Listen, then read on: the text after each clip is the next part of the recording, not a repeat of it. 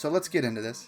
Everybody is in some way a little bit frustrated with the state of Halo Infinite. And that's okay. You're allowed to be upset or frustrated, and I am too. I am tired of randomly falling into oddball matches that I don't want at the time, or stuck sitting there surfing over and over again trying to get into Capture the Flag. It's frustrating, it just is. And I'm pretty sure we've made that heard. And then on top of that, we've still got the issues with the progression system. They're making changes trying to help it, but the progression is still just not at least where we hoped it would be. The idea of finding challenges to make it through is a little weird, and the idea of just having daily challenges that are play a game makes it to where people can just not really play. And that can be frustrating from somebody who's, trying to win or trying to do the objectives. People will not do the objective in order to do their challenges. It's a mess, and it's something that 343 has come out and said needs to be worked on. They are working on it. So over on the Halo subreddit, Sketch, who I believe is a community manager at 343, or at least one of them, has come out and left a really, really long, detailed message going over a lot of our issues with the game, the issues that they're feeling with the game, as well as their reactions to some of the feedback they're getting from the community. Apparently, there is a UI implementation issue that is making it hard to just click a button and bring about the Slayer playlist or SWAT playlist or other playlists that everybody wants. And then, on top of that UI implementation issue, there is also an issue with the challenges being connected to the playlists, and it's causing more issues.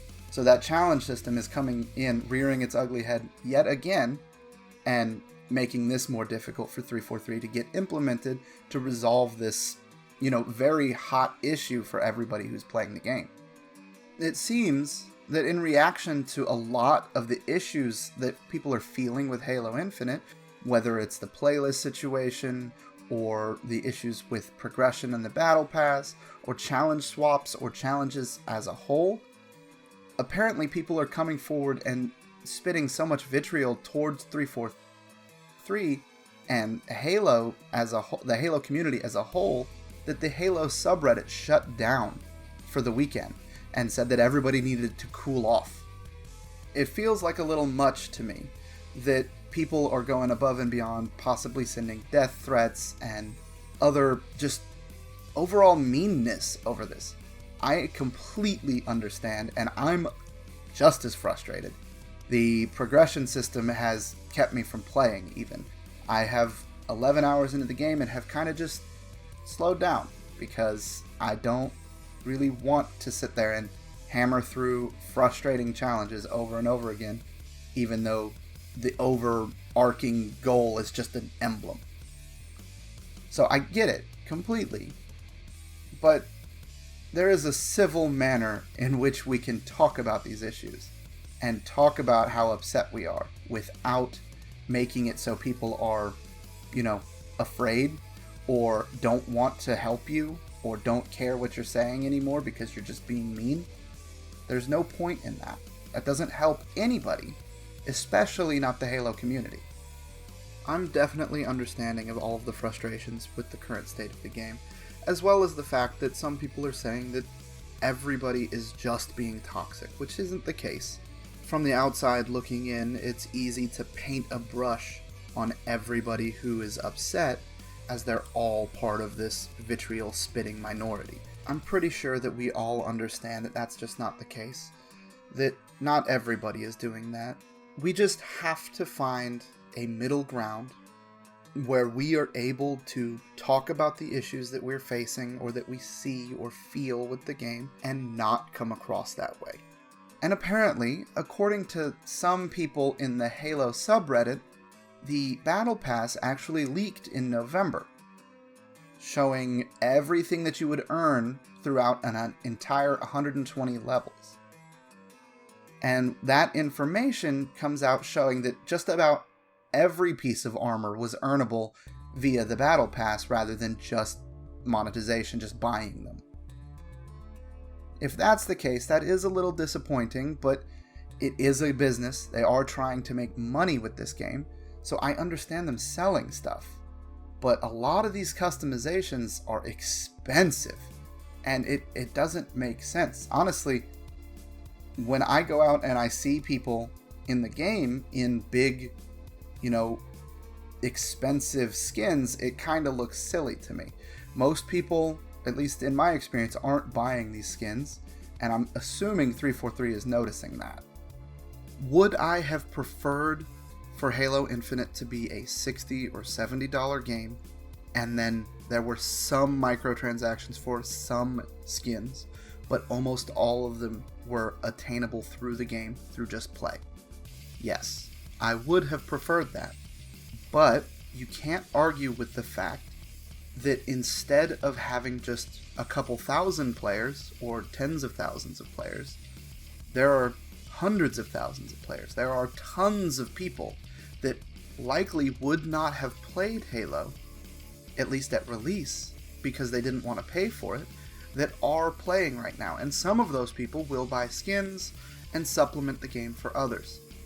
So that's pretty great to see more people playing Halo. It's always better to have more people interested in your hobby or interested in something that you love, because that's more people you can talk to about it, more people you can share it with, and the more mainstream success it has means the more support it will get in the future. So it's all around a good thing for there to be more people. It's just, it kind of sucks that it's landed this way. They're gonna have to figure out a better balance between the skins that you can earn versus what you get via the battle pass, the paid battle pass, versus what you get during the free battle pass, versus what you buy in the monetization shop. That just has to be fixed. It can't be at this level where none of these skins are attainable. It may be that they end up making it so you can earn premium currency that you can go buy those skins with. That's an option that they use in a lot of games, including Apex. And like I said, there are a lot of issues with the game. The progression system is broken. There should be progression on the battle pass and a level system that is completely separate, that just shows your per match experience, and then through that you should be able to earn some small things as well, some small customizable things.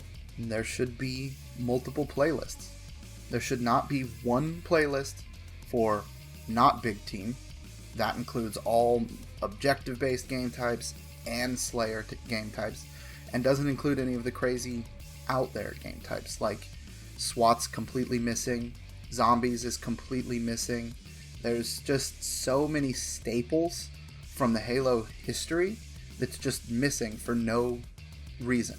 The fact that the UI and the challenges are somehow what's holding back their ability to put playlists together is a little frustrating, because this is a game that, from my understanding, 343 and Xbox as a whole were hoping to have last for a decade.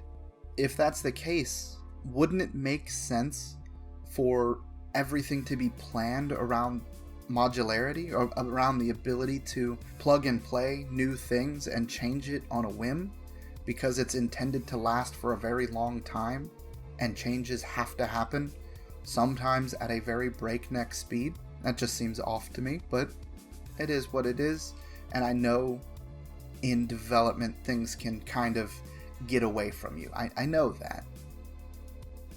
I hope that 343 will listen enough and will work on it enough to resolve most of our issues with the game. There will still be microtransactions. Those are not going to go away. Those are what supports the game, supports 343 as a company, and supports the servers that we can play the game on.